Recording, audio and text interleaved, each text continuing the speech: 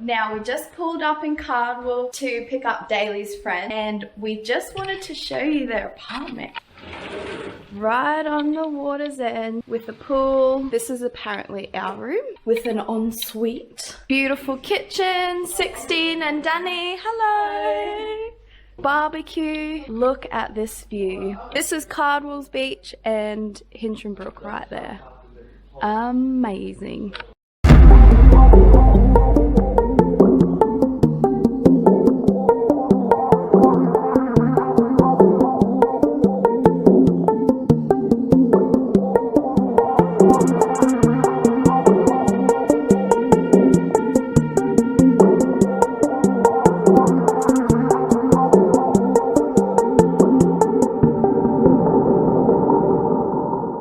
We just got to Wallaman Falls lookout and it's looking a bit foggy, which is okay. We're putting the drone up to see if we can get any footage, but the drive was awesome. Temperature is mint, nice and cool and crisp.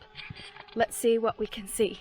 We are super lucky considering the weather that we can see the waterfall from up here, and it's a beauty. This right here is Wallaman Falls, the highest single drop waterfall in Australia at 269 meters high. If you look super closely, you'll see the dark shadow outlining the actual waterfall, and that outline shows how big the waterfall can get. We've had a couple of dry weeks, so today the waterfall is looking a little more calm, which is still a beautiful view, but that dark outline shows the capacity of how huge this waterfall can be.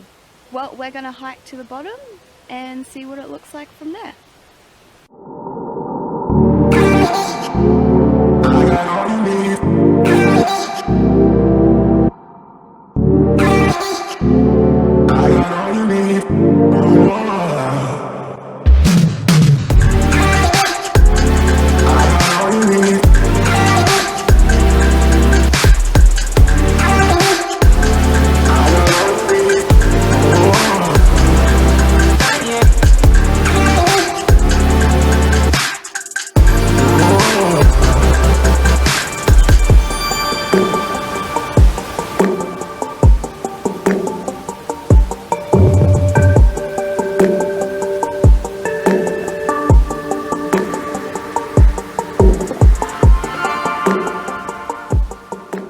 Well, on our way back up,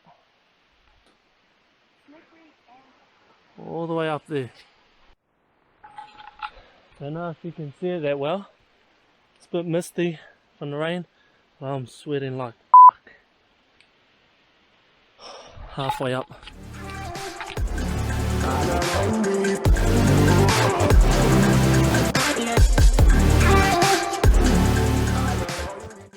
Beck's rocking the oboes, purchased from Kathmandu. Solid hiking boots, but they got nothing on the old Crocs.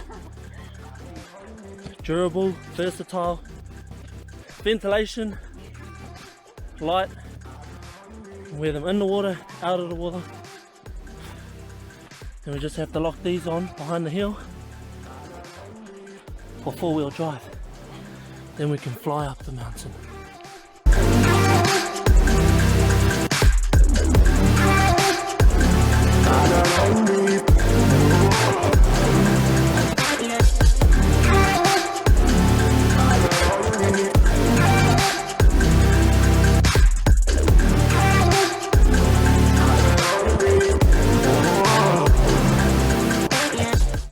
This is called the she oak tree. The leaves actually drop off onto the ground and act as a natural fertilizer. And you can see all this dead grass looking stuff here. This is actually the she oak leaves, and they coat the ground and also stop from weeds and other plants from growing around the tree. So that's pretty cool. Interesting fact for you. The weather has changed so quick. It's like really foggy here right now, but I guess it's good because it makes it a lot cooler. Now we just got back to the top and I'm going to see if you can see the waterfall now. Looks like we were very lucky when we got here this morning. Look at that. I'm at the same spot I was about a couple of hours ago when we were at the top here, and you can't see nothing.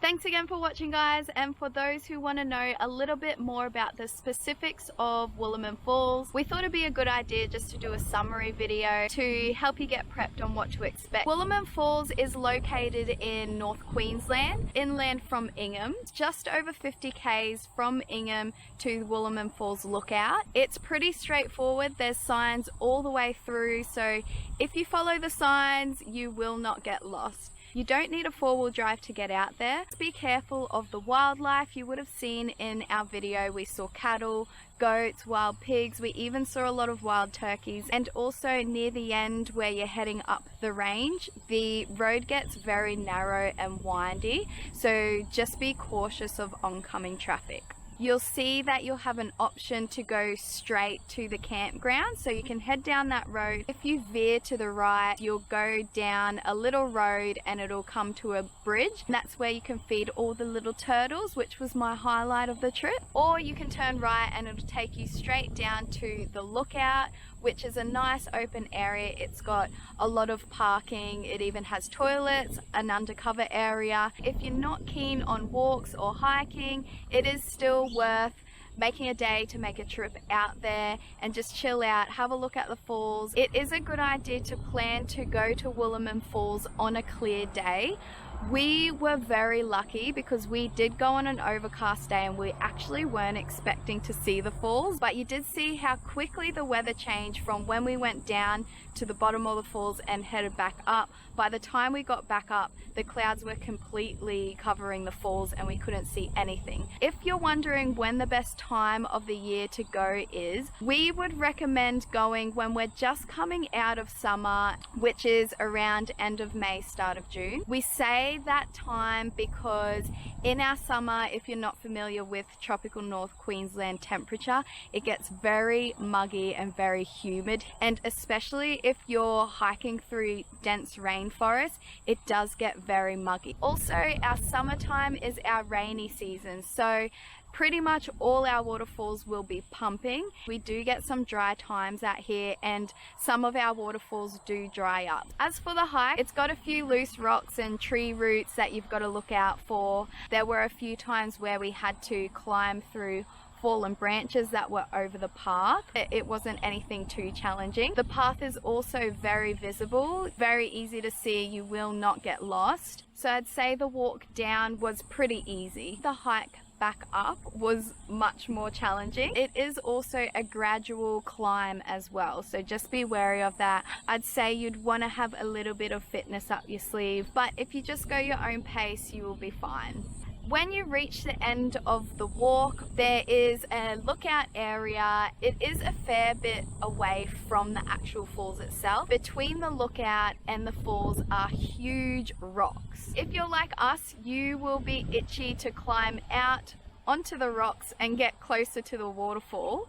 We were pretty lucky that day, even though it was overcast. When we got to the bottom, all the rocks were dry, so it was pretty easy for us to get out there. But as soon as it started raining, and it wasn't even raining that hard, it was more like a sprinkle, the rocks got slippery very fast. We had to be careful coming back in. In saying that, in our video you would have seen that the waterfall looked like a long skinny drop. A few years ago Daley went with a few mates and they went when the waterfall was pumping, and the waterfall was pumping so strongly that the mist from the actual falls was making all the rocks wet. So it doesn't need to be raining for the rocks to be wet. It can get wet as well from the waterfall itself, so just be careful on that one. That's just a quick summary of Wallaman Falls. Thanks again for watching. Remember to get outdoors, soak in that sun, soak in that fresh air, and we will see you on our next adventure.